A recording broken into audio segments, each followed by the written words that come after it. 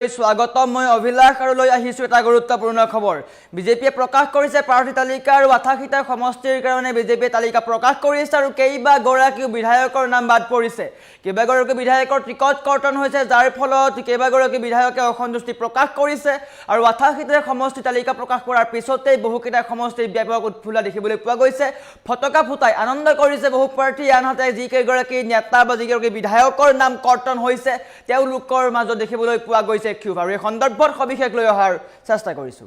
জনাই আছো টাইমত বিগ ব্ৰেকিং এটা গুৰুত্বপূৰ্ণ খবৰ প্ৰকাশ পালে বিজেপিৰ প্ৰাৰ্থী তালিকা 26ৰ বিধানসভা নিৰ্বাচনৰ তালিকা প্ৰকাশ পাইছে বিজেপিৰ কাৰ নাম কৰ্তন হ'ল ডাঙৰ খবৰ কাৰ নাম কৰ্তন হৈছে কেইবা গৰাকীও বিধায়কৰ নাম কৰ্তন হৈছে নন্দিতা গাৰুছা মন্ত্ৰী নন্দিতা গাৰুছাৰ নাম কৰ্তন হৈছে ডক্টৰ নুমল মমিনৰ নাম কৰ্তন হৈছে সিদ্ধাৰ্থ ভট্টাচাৰ্যৰ নাম কৰ্তন হৈছে ৰামকৃষ্ণ ঘোষ অমিয় ভূঞা বিদ্যা সিং ইংলেঙৰ নাম কৰ্তন হৈছে দৰ সিং ৰংহাং অজয় ৰয় হেমাংগ ঠাকুৰীয়াৰ নাম কৰ্তন হৈছে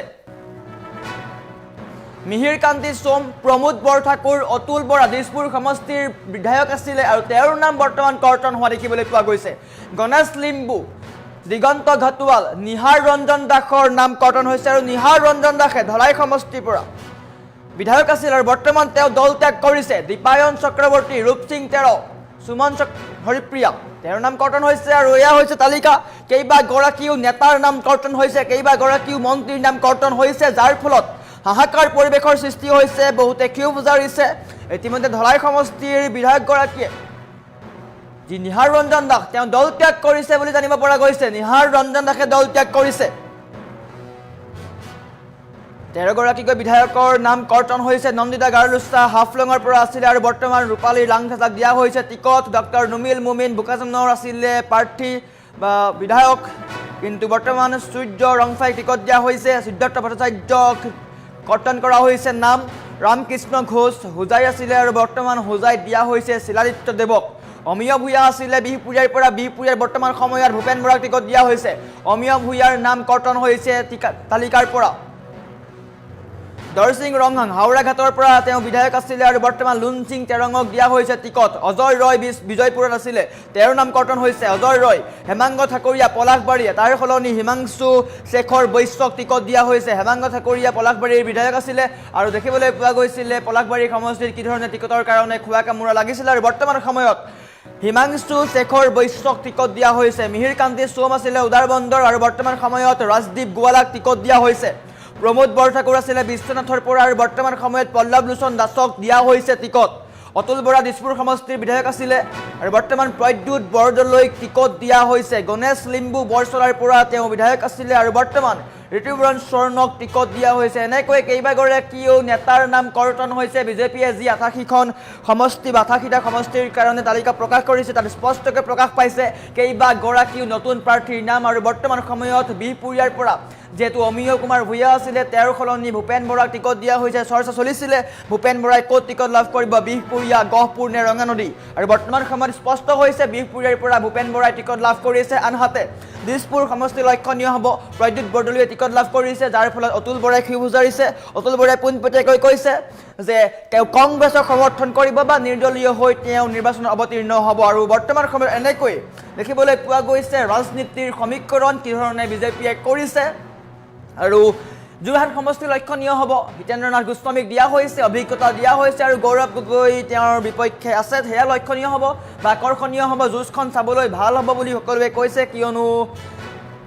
যোৰহাটক দুৰ্গ বুলি কোৱা গৌৰৱ গগৈক কি ধৰণে পৰাস্ত কৰিবলৈ ৰণকৌশল প্ৰস্তুত কৰে বিজেপিয়ে বা হিতেন্দ্ৰনাথ গোস্বামীয়ে সেয়া লক্ষণীয় হৈ পৰিব তাৰ সমান্তৰালকৈ তিতাবৰ সমষ্টিও আছে ধীৰাজ গোৱালাক দিয়া হৈছে ধীৰাজ গোৱালাই কি ধৰণে তিতাবৰ সমষ্টি বা কংগ্ৰেছৰ যি দুৰ্গ তিতাবৰ সমষ্টিক বিজেপিলৈ আনিব পাৰে নে নোৱাৰে সেয়াও লক্ষণীয় হৈ পৰিব আৰু বৰ্তমান সময়ত কেইবাগৰাকীও হাই প্ৰফাইল নেতাৰ নাম কৰ্তন হৈছে মন্ত্ৰী নন্দিতা গাৰুছাৰ নাম কৰ্তন হৈছে ডক্টৰ নুমল মমিনৰ নাম কৰ্তন হৈছে সিদ্ধাৰ্থ ভট্টাচাৰ্যৰ নাম কৰ্তন হৈছে ৰামকৃষ্ণ ঘোষৰ নাম কৰ্তন হৈছে অমিয় কুমাৰ ভূঞাৰ নাম কৰ্তন হৈছে যি গৰাকী বিধায়ক বিহপুৰীয়াৰ বিধায়ক আছিল আৰু তেওঁৰ সলনি বৰ্তমান ভূপেন বৰাক টিকট দিয়া হৈছে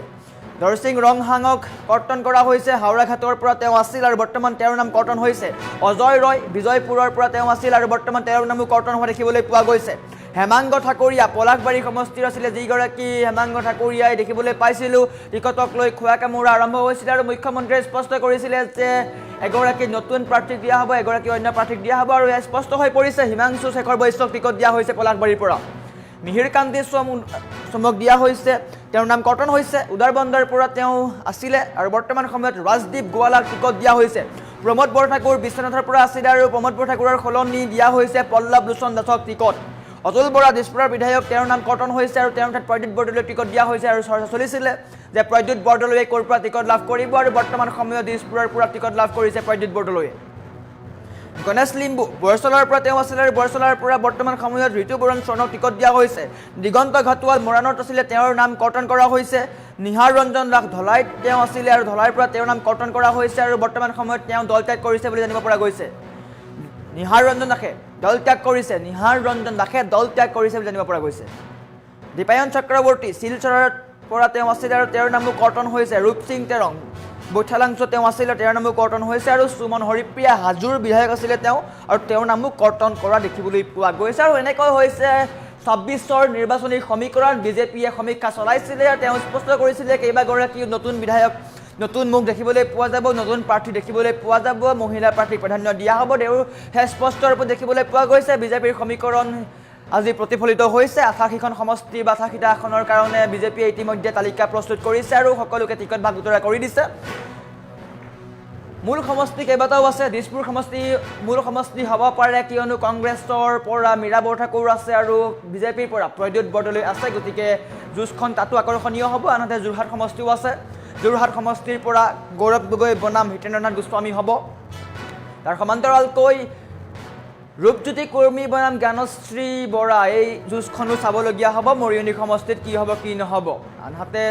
দেৰগাঁৱত ত্ৰিকোণীয়া যুঁজ হোৱা দেখিবলৈ পোৱা যাব। বিজেপিৰ পৰা মৃদুল কুমাৰ দত্তক টিকট দিয়া হৈছে, স্পষ্ট হৈ পৰিছে সেই কথা। আনহাতে খোৱাং সমষ্টিত চক্ৰ গগৈক টিকট দিয়া হৈছে, খোৱাং সমষ্টিৰ পৰা চক্ৰ গগৈ টিকট লাভ কৰিছে। আৰু বৰ্তমান সময়ত অসম জাতীয় পৰিষদৰ যিহেতু লুৰিণজ্যোতি গগৈয়ে তাত নিজৰ প্ৰাৰ্থিত্ব আগবঢ়াইছে, গতিকে খোৱাং সমষ্টিও কি হ'ব কি নহ'ব তাক লৈ চৰ্চা চলিছে।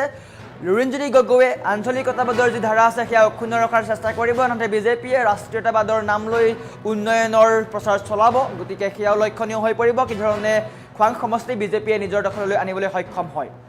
আৰু উত্তৰ অসমৰ আটাইকেইটা সমষ্টি লখিমপুৰ, বিহপুৰীয়া, গহপুৰ, আটাইকেইটা সমষ্টি আটাইতকৈ গুৰুত্বপূৰ্ণ, যিহেতু ভূপেন বৰাক টিকট দিয়া হৈছে, ঋষিৰাজক টিকট দিয়া হৈছে, গতিকে সেইকেইটা সমষ্টিও লক্ষণীয় হৈ পৰিব। গতিকে কেৱল মাত্ৰ ৯ এপ্ৰিলত নিৰ্বাচন অনুষ্ঠিত হ'ব, সকলোৱে ভোটদান কৰিব আৰু মে'ত ফলাফল ওলাই পৰিব কোনে দিছপুৰ দখল কৰিব। আৰু এয়া হৈছে বিজেপিৰ তালিকা,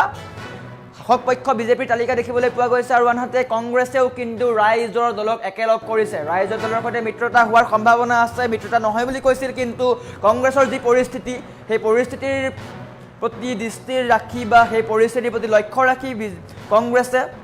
ইতিমধ্যে ৰাইজৰ দলৰ সৈতে মিত্ৰতা কৰিব। আৰু ডিব্ৰুগড়ত গৌৰৱ গগৈ আৰু